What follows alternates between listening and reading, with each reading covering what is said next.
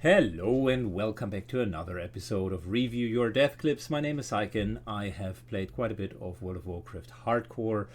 I have leveled every class to level 60, did all of the content including killing KT on both sides. So let's jump right into it and see what kind of death clips we have today.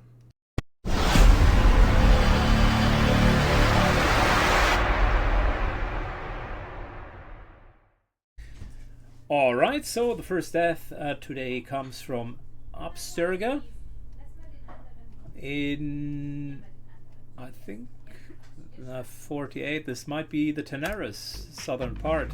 Yep. Oh, he's in trouble.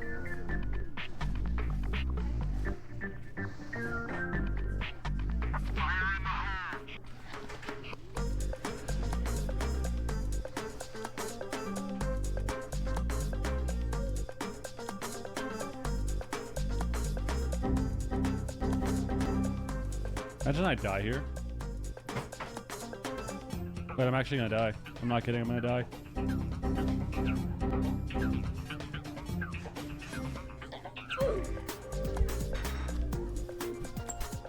I am gonna fucking scream. I'm gonna fucking scream. I'm too distracted from answering these fucking questions. Check your slash played. Just shut the fuck up and go again immediately. 4 days, 8 hours, 43 minutes. Yeah. Well, I mean, he's right somehow, but he shouldn't be answering these tells. So let's shortly look at what the actual problem here has been. So he's playing in Tanaris in the lower section. The quest that he's trying to do here, I think it's the serving gear, yeah, down there, Scrimshank serving gear. The problem with this quest in itself is that you're fighting the Silithids, and that the Silithids in themselves are pretty fearsome enemies. I would not underestimate them. They're immune to a lot of crowd controls. They do have synergizing abilities. The Tanaris, for instance, reduce your armor, which makes it, and the spawners, or hive spawners, or whatever they are called, are spawning quite a few extra enemies, and both in combination can cause a problem. So the clip starts with him already completely being zoned out and disregarding any form of normal hardcore playstyle. The shaman, what you need to know about it is he's playing shaman, elemental shaman to be precise, and the shaman does have a fantastic single clear speed, but is very mana dependent. The moment that you run out of mana, you do have a problem. The second big weakness of shaman is they cannot deal well with groups of enemies. So those two things, keep them in mind when you realize that he's basically pulling this guy. He does not have lightning shield up, which for an elemental shaman is still very important. It's not as important as to the enhancement shaman, but it is the most efficient mana to damage ratio that you have. It just takes a couple of hits, and elemental shamans always will still get hit unless you're fighting much lower enemies. The biggest crime, however, that I'm seeing here is he's pulling with less than 10% mana. So even, say, if he was to crit, that would still be an issue. Not even going into detail why I think that his flame tongue weapon that he has on is a stupid idea, and why he's not running Wind Fury. I don't know his weapons. Maybe he actually has run a calculator and has simped the weapon speed of his flame tongue enchantment versus the Wind Fury enchantment. But there are so many things not going in his favor at this point that it's hard to pick something out. He has two totems running, a Searing Totem and a Stone Shield Totem, both of them presumably behind him. And therein lies another problem, because they can pull that entire area. So with 10% mana in his case, the only thing that he should do, the only wise decision, is to immediately drink up. When I was playing my elemental shaman, the golden rule was the moment that you drop below 50% of your mana, you're going to sit down and you're going to drink. there's no discussion, you just do it. Costs you a little bit more water, but you can still be just as quick as unloading your entire mana pool, and specifically when you're in a cave, this is reckless. Then on top of it, he doesn't really have a lot of mana potions. The ones that he has are way overdue. He should be rocking superior mana potions by this time. He's also over level 45, so having superior healing potions instead of major healing potions is also inexcusable if you really want your character to survive. So these are problems per se, no matter of how you slice or dice it. He doesn't have a limited invulnerability potion, which he should have. I don't know his level. He is part of Only Things, so it is a bit more difficult to maybe get those things, but it's still not okay to not have them. He's running engineering, at least as one of his traits, has a bit of explosives. He has bound them, so I assume he generally knows what he's doing. This here is all over the place. I'm not even going to dive too deep into it. It shows no clear line of prioritization. A lot of these things are not mouse bound. He does have, for instance, cleanses, but he's not even mouse binding them. So that is a bit of a problem by what I'm seeing. It's he seems to be just focusing on what he wants to do as in terms of damage dealing. It's not a very group oriented play style, and I can just tell that from looking at the UI and how it's being set up. Then he gets himself into trouble. He puts his totems down here, and you can see there's basically an additional enemy coming up. Hazali Tunneler is still at 50%. This guy will add regardless. The only way to not let him add is standing at the very edge and not being engaged in combat. So the right thing to do at this point, because you do not have a lot of leeway left, is you're drinking the biggest mana potion that you can. If you do have tappers, you're going to use those for mana and hit point regeneration. You're going to try to nuke the tunneler down immediately, and then you're going to use only lightning shield and use the spirit from your normal regeneration to kind of heal yourself up. That's the plan of surviving. The totem here will pull. And there you have one of the worst combinations ever. The Tunneler has this reduced armor, which is going to give him like a minus 2000 armor. It's crazy. And the Hazali Swarmer puts those little Silithid swarms out there. Now, the way that you are countering the Silithid swarms is, if you would have followed what I've just said, you would have basically added mana. You would now finish off this guy. And then you're going to drop a magma totem right here, right there, because the pulses from the magma totem will take care of the Silithid swarm, whilst you can still work against them. He's now using coarse dynamite, way too little, doesn't even hit all of them. And he's now pumping his one-time crit plus chain lightning into the entirety of the enemies. So that's a short relief, but you can already see he's at 50% health.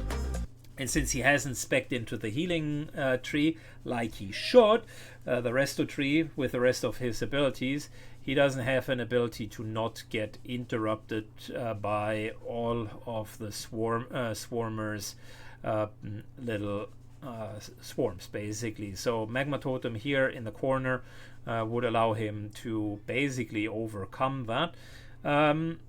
You could, at some point you could have even Stoneclawed, but that's on cooldown, so never mind that.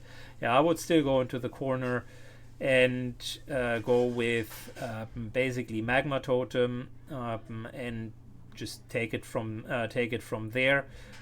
Try to get a little bit of healing off. If he is engineer, there is the potential for a target dummy, which I'm not seeing on his action bars, so that's a bit of a problem. You could still, since the reducer in armor is not a permanent debuff, you could still target dummy and then just bandage yourself up. But he also hasn't bound bandages, which again is a problem. You should always have these extra tools available, and yeah, he seems to overall seems to have been distracted. I'm not trying to be mean to adversary greeted, but what I'm seeing is not very well executed playstyle of Shaman. Alright, next death clips comes from Darmol North. It's Aussie Pulse once again, or Aussie Falls. And if you're grouping with Aussie, you already know what you have signed up to. It's typically chaos and a lot of entertainment. So let's see what they're doing. Go square and then have... Oh no. Oh, it broke. More stopping. Good. Kill square. Yep, sounds cool. Oh my god, Setting PhD! back. My pet. Oh my. Oh my god. Run out, run out, run out! Oh my fucking god! I like it how Aussie always shouts and screams and pretends that he isn't understanding what has just happened. Not trying to be harsh on Aussie here, but he's like one of those players who seems to never review when something is going wrong and try to understand the mechanic behind it. Elsewise, I can't imagine how he, after all of that time, still doesn't really know how things work. So they are going with a 4-pack here.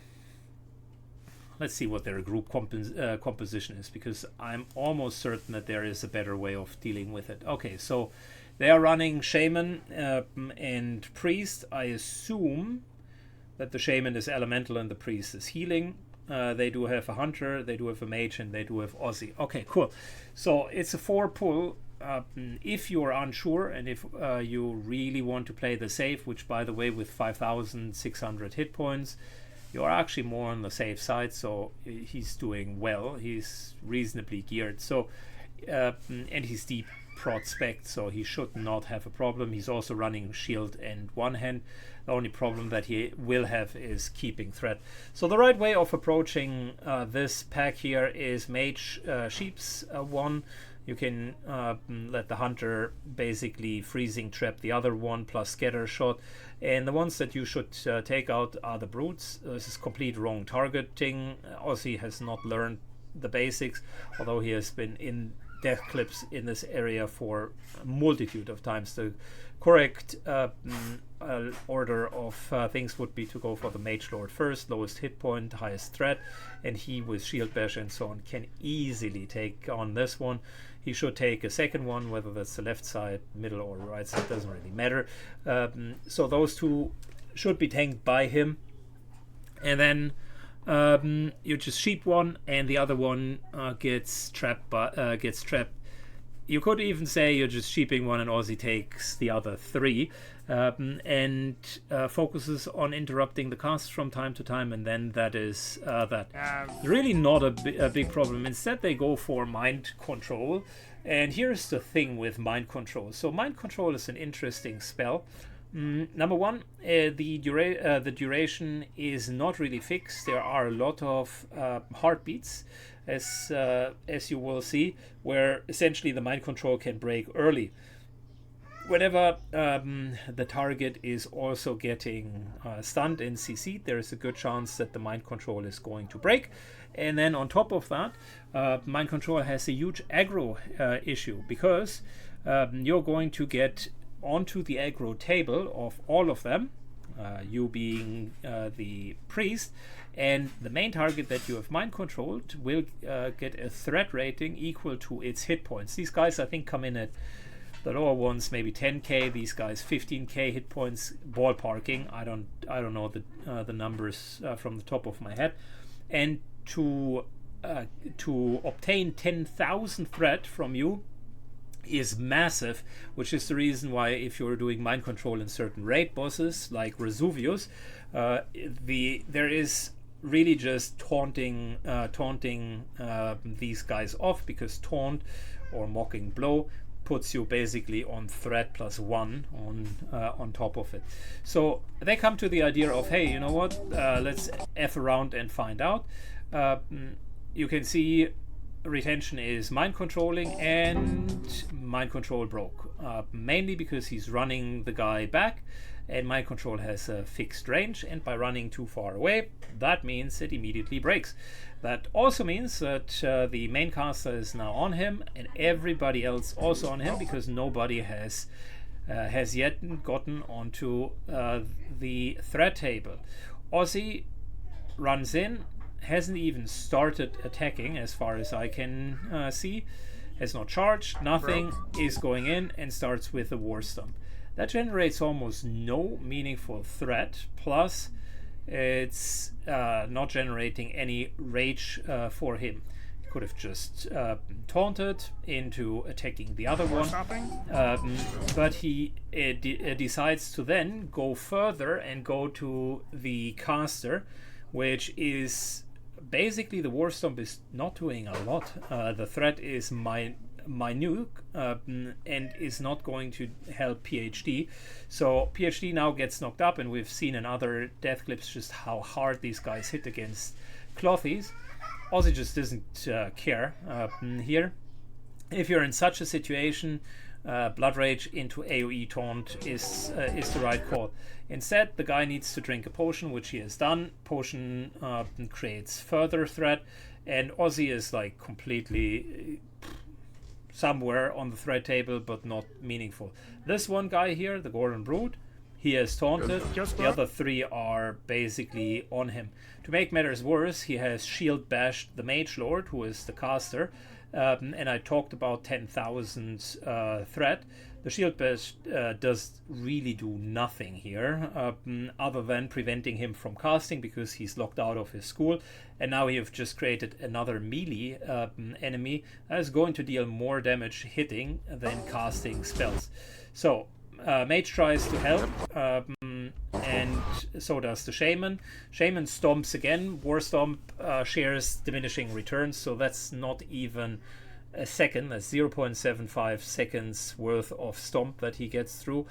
Ozzy, undeterred, still stands on the Brood, leaves the entire remainder here on the healer. The only person who has done his job well so far is the Mage, Sheep, and Nova. Okay, let's take a look here. See, he's now on the Mage Lord. By just looking at Plater, this Brute here is about to just lose aggro. He might not even appreciate that, but he's very much, you can see he's very much at the threshold of aggro. This guy will turn around any second. He's not looking at that. The only person that he has aggro is the Gordon Brood for 100%. He now decided it is time to switch to the Mage Lord. And look at that. PhD has 10.3k threat. I wasn't that far off with a 10k hit points. This is likely 10k from mind control plus 300 from minor things like drinking a potion. And look at Ozzy, who has for 40% wasted his stuff on this guy, is sitting at a whooping 1.5k. If anything, that's the guy that, if you were Ozzy, you would need to taunt. Instead, he gets, yet again, hit by the Gordon Brood. He loses the aggro on the other Brood, and the other Brood just goes and slaps Mr. PhD. And then Ozzy is like, how could that even happen? And see, that's... I mean, I appreciate that this is that the streamers are doing this for content, so that people then afterwards have something to talk about. But there are only two explanations. Explanation number one is there's an unwillingness to learn if you've done the same dungeon over and over and over. Or explanation number two is you should potentially not play that role because you are lacking the core understanding of what needs to be done. And I'm not trying to be difficult with him, but that is the execution here in terms of his tanking skills was unbelievably bad. For a level 60 character, it's unacceptable, and the death of the priest is 100% the fault of the tank here. The tactic was bad, the marking was bad, the threat generation on all of the three was bad, clearly not understanding what he had, what he was supposed to do. And although the rest of the group wasn't doing particularly stellar job either, as in the hunter hasn't really put any traps down which would slow these melee brutes, that's still not a valid argument. The tank should have control, and if you're tanking this dungeon, you should at least know the basics of tanking. So lots to learn from that. Let's move on. Alright, third death of today, and we are in Uldaman, a staple in our little death compilations. These guys are going for the final boss. Now let's see if they are summoning him, or are we doing the run strat? Oh, we're doing the run strat. Here we go again. With totems. What we do, guys? Good, Ariadis is being tanked.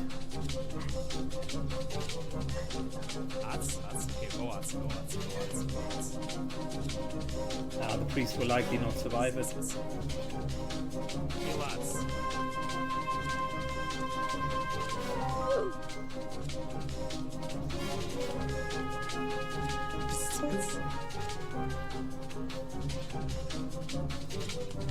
We already know that these guys cannot be slowed. Not today, not fucking. 3 минуты порт! No, holy shit, 3 минуты порт! Jesus fucking Christ, man! Woo! Holy shit, no, bro, no! He didn't fully think that through. No, man, no, bля, 3 минуты оставалось. Okay, I don't fully understand what he's saying, but I assume he's talking about his Hearthstone and the cooldown thereof. So what they're trying to do is they're trying to quote-unquote cheese the boss. The idea of the boss is everybody goes in, then you're starting to channel, and inside of that room, slowly whilst you're fighting it, ads will appear. Now the logic of the cheese is you're basically summoning it, everybody runs out before the doors close, you're waiting upstairs, then the boss comes in very, very slowly. Each of the ads will come, and you have basically additional time to damage the boss and quote-unquote meet the DPS check. Now I will say these guys here, in at least damage done beforehand, 250, 220, the row comes in with 100, and it looks like an enhancement shaman with 130. That's easily enough. I've done the boss, and I'm not kidding you, with a group that was continuously doing less than 100 DPS every single one of them. And you can still do the boss with reasonable mana management. I would always suggest for groups, be in Discord, come to a joint strategy, and don't just try to cheese it without understanding the details. So what's happening here is they forgot the totems. If you play a shaman and you don't know how to recall or replace your totems, it's really your fault that things are not going well. Now the problem here with these guys is the totems have now basically pulled the entirety of the room down there. That includes both of the warders. These typically only come at I think 40% of Archaeadius. So when you pull him out of the room, it's basically expediting the process of these terracotta army coming to life, and these additional ads that should only come in at 40% immediately come into place. And since they aggroed on the totems, they're now running all the way up thanks to the totem aggro transferring to the shaman. So that's a bit of a problem. This is still a solvable situation, and I'm very, very happy to see that the warrior is actually keeping aggro on everything. He has used Mocking Blow, but all of the major cooldowns are still available. The mage seems to not understand or appreciate that these guys here cannot be slowed, they cannot be feared, there is very limited crowd control. So the correct thing to do is get rid of the Strengths of Earth totem, put a stone shield totem in, here, because there will be a lot of small ads, and that will substantially increase the survivability of the entire team. Secondly, I mean, totem-wise, that's actually fine. Secondly, the entire group should focus on these ads right now, no exception. The only person that shouldn't necessarily do that immediately is the warrior. Rogue does have evasion. I would assume is playing combat rogue, so blade flurry and adrenaline rush plus evasion would be good enough. And then if the shaman comes on top of that, still has full mana, so one chain lightning plus his normal storm strike as an enhancer should make short process with these walled warders. They're typically coming in at, I think, 3k hit points, 2.5-3k hit points, so they are not as tanky as Archimedes. Archimedes is really tanky, and you should not stay on him. And the typical problem that we've seen multiple times, Frostmage tries to slow them, fails to do that. Priest gets aggro, doesn't have enough armor to withstand all of the hits. Priest dies, group collapses, everybody dies. That's the same that happens here as well. So what are the learnings? Number 1, be in Discord. Number 2, focus the vault warders. Number 3, don't try to cheese if you don't understand what you're doing. Watch the totems. But even if you're in this very situation, if you take charge, and if one of them says, okay, this is exactly what we're going to do, Blade Flurry, Adrenaline Rush, the Shaman goes onto the Warder as well, Mage goes onto the Warders, and we're just getting all 3 of them down, like those 2, and then go for Arcade. It is still a winnable situation. The problem is they were staying on him, and just look at how much damage he is eating. Like the rogue, everybody is around, with the exception of the enhancer shaman. 35 DPS is well, not that great. So basically at this point it starts to fall apart. This is still where more DPS would be needed on the ads. He's critting nicely, but he's now going into Ice Block, using a lot of defensive cooldowns, which is not really helpful. Grenade into actually killing off one by one these ads before those small ones are coming in would be the right play. They have also pulled completely out of totem range, so not only is the Enhancer Shaman doing pathetic DPS, they are now also outside of the totem range, so all of the goodies are no longer available. Yeah, he does have the Spinning Axe, Nikal, the Nikal, so that is also a problem. The Whirlwind Axe, people would need to stay next to him in order to actually deal the damage, but Ben Holo is trying to just survive. I can understand where he's coming from, but this is just making it worse and worse. So those are the options. The other option, quite frankly, if you cannot win or if you just cannot make it, is everybody just run to this exit door and try to make a run for the exit. It's likely not going to work out. But the mage in particular could still do it. Once Burn Holy here is down, you can see he survives really a long time, but then at some point he just can no longer survive, and that's a bit of a problem of that many ads and people not taking it serious. And that's the typical Uldaman experience, which is why the dungeon has a bit of a reputation. I'm not trying to flame anyone in particular, but the group holistically hasn't done a particularly good job, and some of the individuals definitely haven't understood the mechanics. Well, that's it for today. Thanks a lot, have a good one, and see you on the next episode. Bye bye.